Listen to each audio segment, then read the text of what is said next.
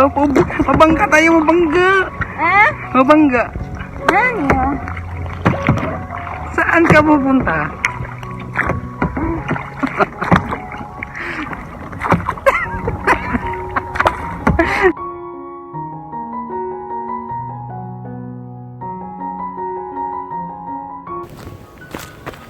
Hello everyone! Welcome back sa aming channel. In this video, ikwento ko sa inyo ang love story namin ng Japanese girlfriend ko. Maraming comment at nagtatanong kung paano ko siya nakilala at kung paano kami nagkakilala sa isa't isa. Sige, isi-share ko sa inyo. Kung interesado ka sa topic na to, just keep on watching. Una sa lahat, bago ako pumunta dito sa Japan, nag-training muna kami sa Pilipinas ng Japanese language. Yung basic lang, pero nung dumating na ako dito sa Japan, talaga parang ang hirap ng salita ng mga Japanese. Yung hindi ka talaga makikintindi. Yung uutusan ka ng ito gagawin mo, pero iba yung ginagawa mo. Talaga ang hirap makipag-communication sa mga Hapon, lalo na hindi kayo magkaintindihan. Kaya every Saturday and Sunday, pumapasok ako sa Japanese class. Kapag Saturday, yung klase alas 7 ng gabi hanggang alas 10 ng gabi. Pag Sunday naman, yung klase alas 10 ng umaga hanggang alas 12 ng tanghali. Yun, may natutunan naman kahit paano. Yung mga klase namin doon, Vietnamese, Chinese, Korea, tsaka Indonesia. Yung mga guro naman namin, Japanese. Lumipas ang taon, ganun pa rin, nakakaintindi ka ng sinasabi nila, pero hindi ka naman makapag-reply kasi hindi mo nga alam ano ang sasabihin mo sa kanila. Kaya naisipan ko, ano kaya mas mabuti na madali kang matuto.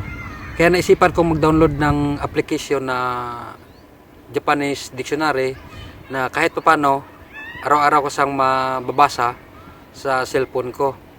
So yun, nag-start na akong maghanap ng application na i-download ko. Biglang lumabas itong Hello Talk Language Learning. Sabi ko, uy hala, ano ba to? Matry nga. Yung na-download ko na yung apps na yon, nagulat ako. Sabi ko, uy, ang dami palang foreigner dito. Yun, may nahanap ako isang Japanese.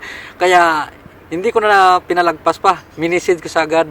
Ang kagandahan lang kasi ng application na to, kapag minisid mo sila ng English, yung marireceive nila doon, naka-Japanese na. Kaya magkaintindihan talaga kayo. Pag nag-message ka ng English dito, yung sa baba, naka-Japanese na. Parang nagkukusang nag-translate na siya. Nag-reply siya, magandang umaga po. Nagulat ako.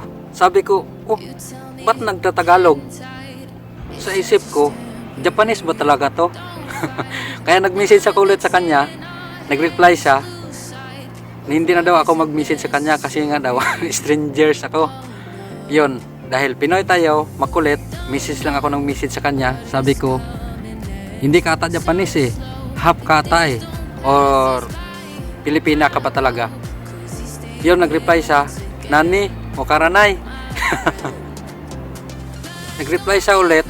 Sabi niya sa akin, pure Japanese daw siya. At ang nalalaman niya sa salitang Pilipino ay magandang umaga, magandang gabi, magandang hapon, at saka kamusta. Kasi nga, gusto niya daw sa Pilipinas. At saka gustong-gusto niya yung mga kanta ng mga Pinoy. Yun, nag-message na kami araw-araw. Ang bait niya, masaya sa kausap, at saka sa araw-araw namin na tawagan, medyo nag-level up yung Japanese ko. Mas maganda kasi pag may makakausap ka palagi na Japanese para madali kang matututo. So yun, lumipas ang mga buwan. Sa araw-araw namin na message, tawagan, niligawan ko siya at di naman ako nabigo. Sinagot niya naman ako At sa ngayon, may isang taon na kami. Masaya sa kasama, malambing, mabait, at saka masarap magluto. Long distance din pala kami kasi ako dito sa Ehime at siya ay sa Nagoya. 4 na oras yung biyahe galing dito sa Ehime papuntang Nagoya, Shinkansen at saka train. At dahil na din sa pandemic ngayon, 4 na buwan na kaming hindi nagkikita. At nakapunta na rin pala ako sa kanila at saka na-meet ko na yung parents niya, ang bait ng pamilya niya. Mabait sila sa akin. Sa ngayon, si Ayo-chan naman ang magsasalita. Hello! Magandang hapon po. Ako po si Ayo-chan. Kanina nakwento si Daryl sa tungkol our story. Ako din magkwento po.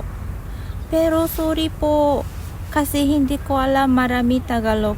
Kaya ngayon ako ay magsalita sa Japanese. The first, ang lahat ni Daryl ay hindi totoo. Biro lang po. 私とダリルはアプリケーションを通じて出会いました。最初はダリルは私のことを日本人だと思っていなかったみたいです。Hindi maniwala na siya. Siguro ako ay Filipina or Japinay babae. Kasi 私は最初から少しだけタガログを話していました。なぜなら私はフィリピンの音楽が大好きだからです。フィリピンの音楽はタガログ語が多いので、私はその歌詞の意味を知りたいと思ったので、タガログ語の勉強を始めました。だから最初からダリルから例えば Good morning 私はmagandang umaga magandang hapon magandang gabi kumusta ka na kumain ka na saan paano bakit sino ikaw ako hindi oo siyempre ediwaを最初から少しだけ話をしていたので、ダリルはちょっと多分私のことを心配になって不安になってダリルの友達のジョエルに私のことを話をしたそうです。そしたらジョエルも私のことを多分日本人じゃないよこの人はフィリピン人だよって話をしていたそうです。後からダリルから話を聞いて私はとても笑いました。Sobrang nakakatawa, di ba? Kasi gusto ko sa Pilipinas. ダリルは本当に優しいです。私が愛媛に行った時もダリルの友達ジョエル、ビクター、ブライル、ジョーダンみんなダリルは本当に優しいよってみんな言ってました。私も本当にそう思います。だから毎日とても楽しいです。会えないけどメッセージして電話してすごく毎日めちゃくちゃ笑います。でもダリルがすごいのは日本語がもう本当にペラペラで漢字も読み書きもできる。でもダリルはタガログ、ビサエア、イロンゴ、カライア、サバカノすごい本当にすごい。Matalino lalaki ka ha? Ang grabe naman. ダリルと付き合ってもうすぐで2年になります。ダリルいつもいろいろありがとうございます。とても感謝しています。毎日楽しいです。これからもよろしくお願いします。あと最後に、いつも私たちの動画を見ていただいている皆さん、どうもありがとうございます。私はとても嬉しいです。Sobrang masaya na ako kasi mayroong marami comment.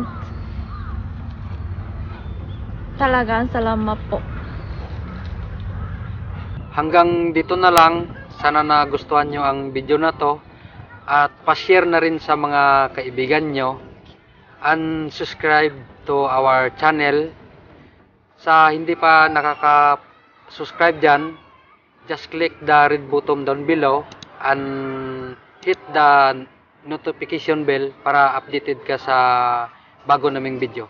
Maraming salamat po. Bye bye.